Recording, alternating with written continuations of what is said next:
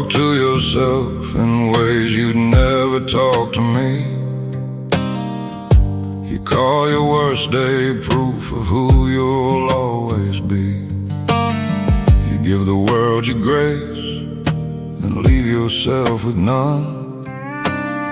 You count the times you failed, forget the good you've done. You would not tell a child one wrong can stain their name.